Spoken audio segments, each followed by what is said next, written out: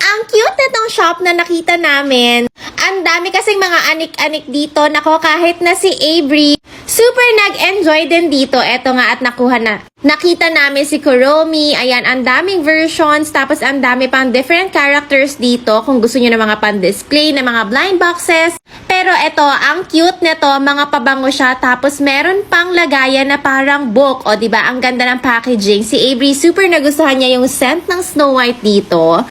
Ang bango and perfect na rin to panregalo ngayong Pasko. Pero etong squishy na to, nako, gustong gusto rin to ni Avery.